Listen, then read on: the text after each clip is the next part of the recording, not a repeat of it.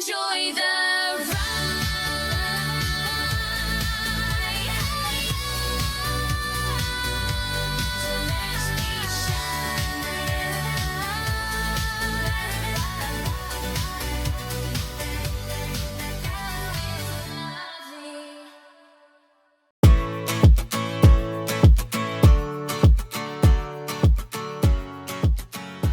Today is a very special day dahil pupunta po tayo sa Noah's Ark Dog and Cat Shelter dito sa Pampanga. Exactly where? What's the address of Noah's Ark? Sitio Irong. Sitio Irong Barangay in Tabong. Barangay Tabong, Mabalacat. Mabalacat, Pampanga. And later makikilala natin yung two dynamic people behind this shelter. But for now, let's go inside and meet the doggies! Hello, doggies! Wow! Hi! Hello, doggies! Oh, 1 month ago. Si Bamboo. Bambi and Bamboo. Ito po yung nasa ulan. Ang black na to si Bambi. Ayan si Bambi. Puro ganyan. Oh, sus! Oh, hi! Ito mga senior dogs. Senior dogs na. Hello, baby! Hi! Senior. Oo. Senior tsaka bago rescue. Yeah. Ayun na sa ulan. Yung nababasa ng ulan. And meet the kitties of Noah's Ark. Oh, so cute.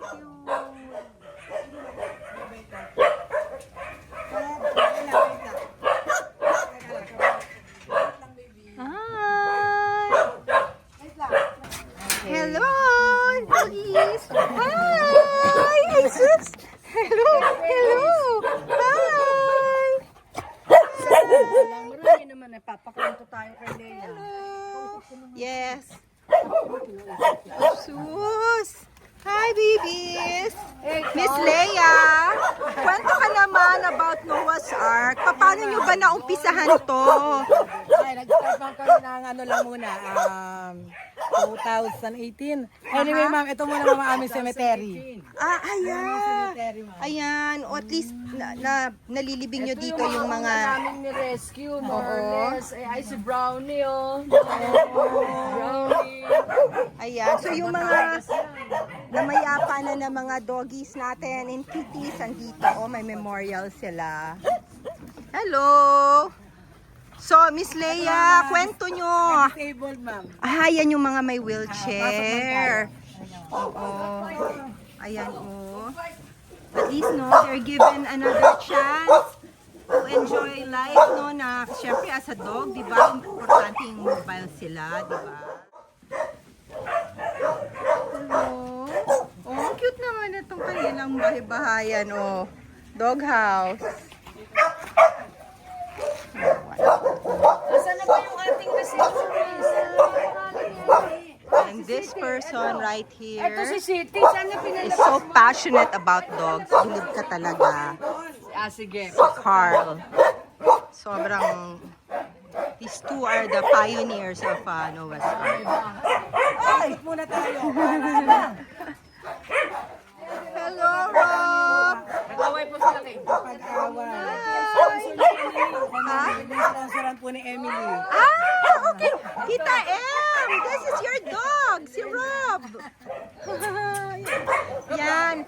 Ito, a good friend of mine, Miss Emily Coronel and Attorney Elena sponsoring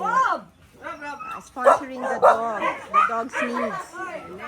Ito, tas yung isa, sino yung naka-adapt na natin na sponsor na una ni Emily? Si Vape. Si Vape, ang ganda niya. Oo. Meron kami forever home. Yes. Hello.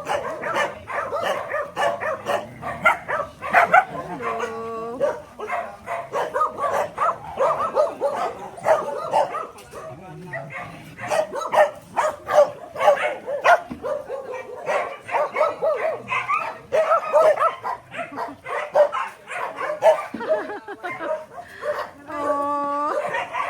Hi. Hello, cuties. Ito, ma'am,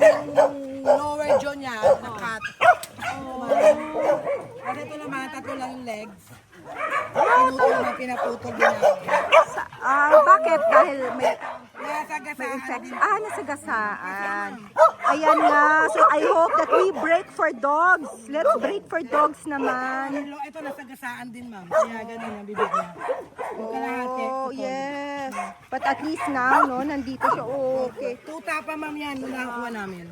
Happy pa lang. So, this is City, ang ating receptionist dito. Lalabas ko?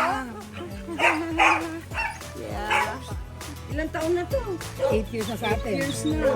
Unang rescue natin yan.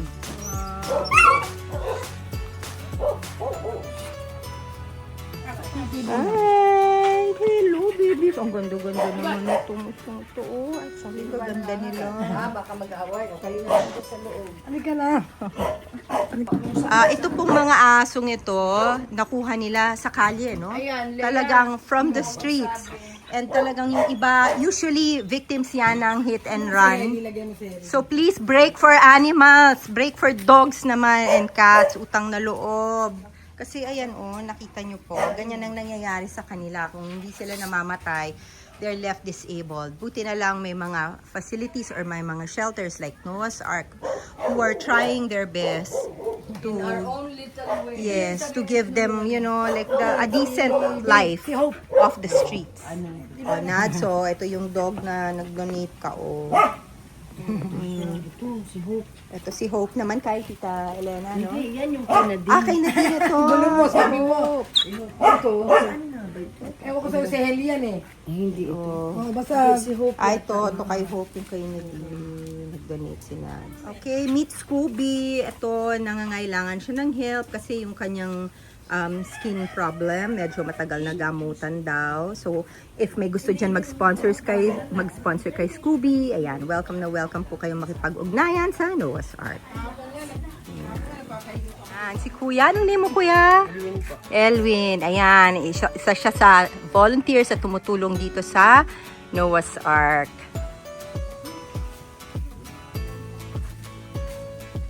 Kuya Ray, isa sa mga nag-aalaga ng ating mga aso dito sa Noah's Ark. At siya, dog whisperer! Yes, gusto mo naman. Love na love siya ng mga dog. Ayan. Thank you, Kuya Ray, for what you do.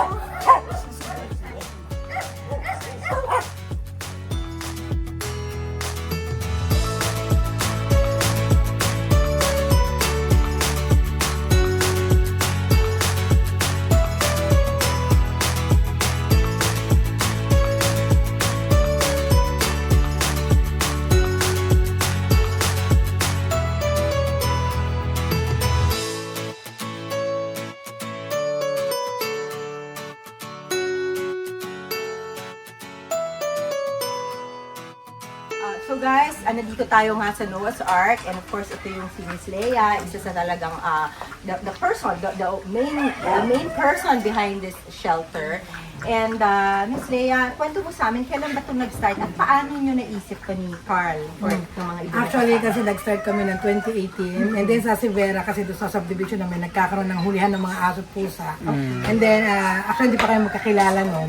Nagko-comment lang kami hanggang nag-chat kami dalawa. Then, sabi namin, ano kaya kung magtayo na lang tayo ng shelter dito. Ayun nga, at that time, kaibigan namin yung asawa ng Vice Mayor. Then lumapit kami, then hinelp kami na makakuha ng pwesto nito. Then we started na mag-rescue noon. So, lahat na nakikita namin nakapost sa Facebook, and then yung mga nakikita namin sa daan, nire-rescue namin sila. And ako rin, pag pag may nakikita ako, tumatawag ako kay Carl. Yun nga, sabihin niya sa akin. Tinatry talaga ninyong aksyonan. Lalo na siya, sobrang lambot nga ng ano niya. Minsan, Sobra. minsan sabi ko, minsan parang hindi emergency, doon naman tayo talagang kailangan. So ito ma'am, yung mga disabled ma'am namin, yung mga isa sa mga nakuha namin.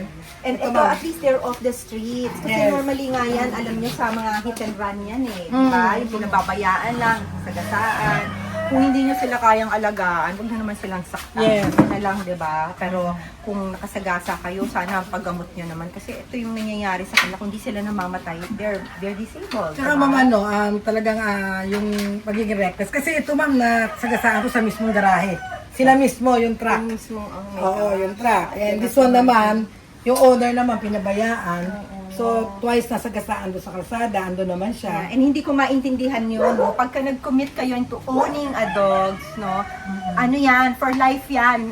Life nung animal, nung aso o nung pusa o nung rabbit o kung anumang hayop yan.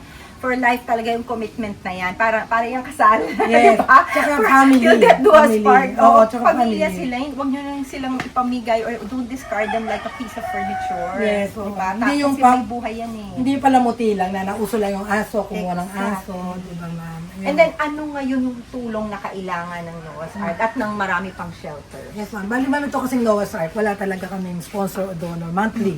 No, talagang sa ngayon po Out of pocket. Yes talaga. po. And then may mga dumarating naman ng mga visitors na nagdadala. Pero siyempre, aminin natin na hindi rin sapat, no? Yes. Pero we have the faith talaga na God will provide po. So, sa ngayon, okay kami dahil kasi wala namang kami nabayarang kuryente, upa. So, food talaga yung kailangan namin. So, yun po, saka yung mga bettings namin, Oo, yung mga bagong paggamot, rescue. Yes. Yung mga paggamot. Kasi, di ba, ang pagre-rescue, hindi lang naman pwedeng sama-sama basta yung mga Oo. aso. Kailangan yan. Pagbago, papagamot mo muna Yes, para ma'am. hindi mahawa yung iba. Gaya ma'am ngayon, meron So, kaming that entails. yung si Bas, yung nasagasaan din. Siya sa vet hanggang ngayon dahil yung sugat niya, yung bali niya, nandun pa rin siya.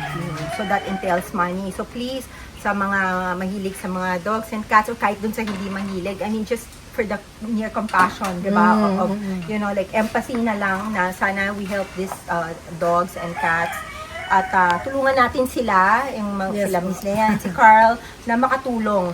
Kasi tayo minsan, di ba, konti lang din yung kakayahan namin na tumulong, like to physically like get the dog and take care of the dogs na makikita natin.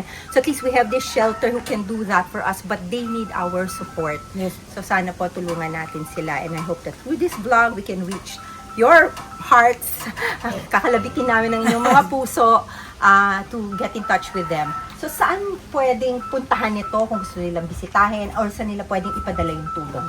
Bali, you can visit us po dito sa Sitio Irong, Barangay Tabon, Mabalacat, Pampanga. And you can send also in kind na food, pwede naman ninyo kaming padalan kasi yun ang talagang primary, yung major namin kailangan. And then, kung di naman nyo kaya magbigay in kind, pwede in monetary. Please follow po yung page namin. Then, nandun po yung mga details na mga bank Ayun. details namin. Sige. And then, siyempre, yung i-like yung page namin and i-share po ito dahil napakalaking bagay po nito na ma-share po at marami po makaalam ng aming ginagawa. Yes, sige. Ilalagay din natin yung link ng page, Facebook page ninyo para nandun po lahat yung way para makapag-donate tayo. Yes, Please, See let's page do below. it. Kahit nabawas ng konting kape every Yes, oh. month sa labas and then let's sponsor a dog. Yes. Pwede yun, di ba? Yes po, Like, naghanap halimbawa, kami. magpunta kayo dito, pili kayo ng ng halimbawa isang Isang dog. aso na gusto nyong sponsor. And then, i-name nyo pa yung aso Yes. after you, di ba? Or sa mahal nyo sa buhay. Kumbaga, parang Sponsor the dog. parang ninang, naghanap kami Ninang. ng ninang who can pwede mag-sponsor monthly kasi yun talaga din yung kailangan namin. Yes, and, Para and ma-maintain. very transparent naman kayo Yes. sa mga pangangailangan. You will give them the full accounting of kung ano yung mga needs ng aso if you would require that. Yes. Alright? So thank you, Miss Leia and Carl, for the things that you do for our fur babies, and sana wag kayong mawawalan ng pag-asa. I'm sure na may mga taong mabubuti ang loob na hindi tayo pababayaan. Siyempre, nandiyan si God. Thank Diba? you din ma'am sa pag-visit Thank mo. you. The way from Manila. Babalik Dinayo kami. mo kami. Magdadala kami ng mga friends na malalambot ang puso Yes. para mag-donate. Thank you po. Okay, thank you so much.